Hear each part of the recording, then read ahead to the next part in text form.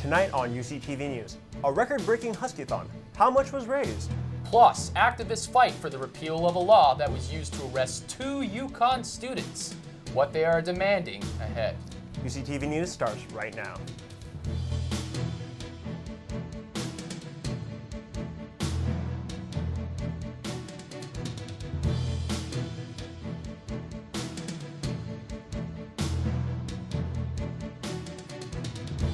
UConn's most successful Huskython yet.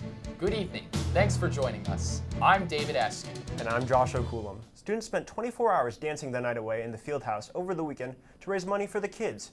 UCTV News reporter Dan Silva has the story. This year's Huskython was the most successful yet, as students raised over $1.5 million for the kids.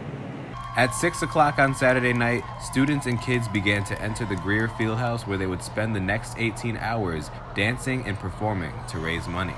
Vice President of Communication for Huskython, Marissa Nazaro, enjoyed the event as she had this to say about the night. So Huskython is a student-run year-long fundraiser at UConn for Connecticut Children's, which is a freestanding hospital.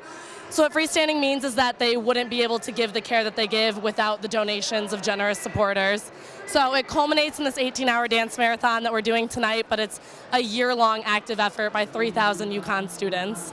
UConn sophomores Ashley Goldstein and Madison Crump shared who they were dancing with and why they chose to participate overall. We're in the Habitat for Humanity group, so we're a part of that club. I think it definitely brightens their mood. It's the biggest inspiration to just everyone. Although Huskython had raised its highest amount ever at $1.3 million in 2019, this year's event raised $300,000 more than that amount, and participants had a lot to be proud of. After dancing for 18 hours, students can now rest knowing that they did this for a greater cause. For UCTV News, I'm Dan Silva.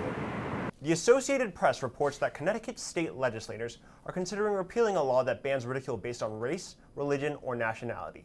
Many are calling this law unconstitutional under basis of the First Amendment.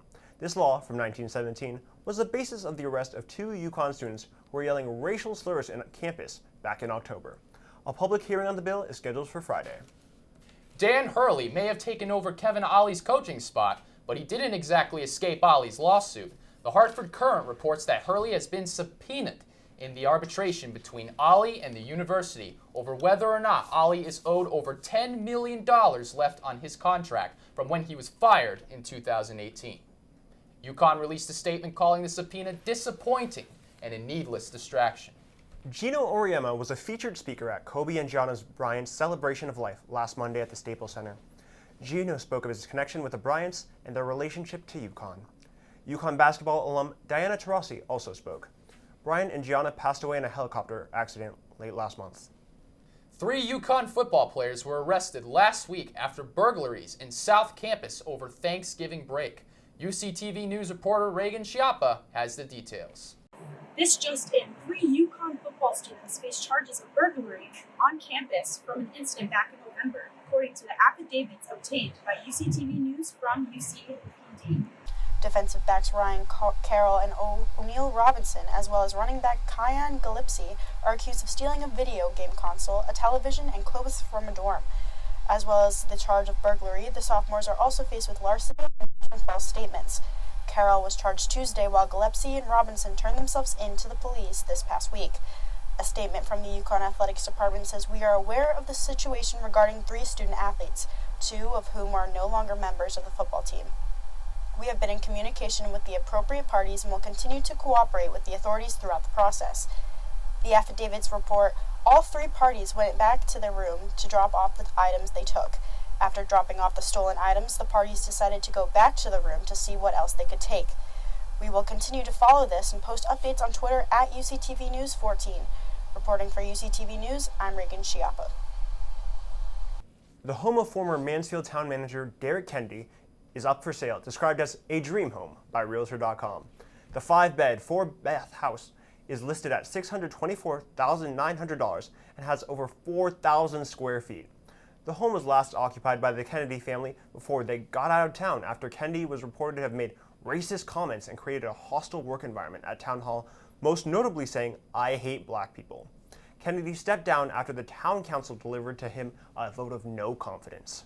The Dunkin Donuts in UConn Student Union is back and better. What's now being called just Dunkin' features a tap-style coffee machine, new displays, and a more modern look. The Dunkin' grand reopening gave out gift cards, UConn basketball tickets, and a free UConn-themed donut with the purchase of any size tap system beverage. UConn's Goodest Boy is making some national headlines. Jonathan has been named one of the top 30 college mascot names for your dog by Better Home and Gardens. UConn's current Jonathan is number 14th in the lineage. And that's it for UCTV News. Be sure to follow the whole UCTV team on Twitter and follow UCTV at UCTV Channel 14. Be sure to check us out next week. Thank you, and good night.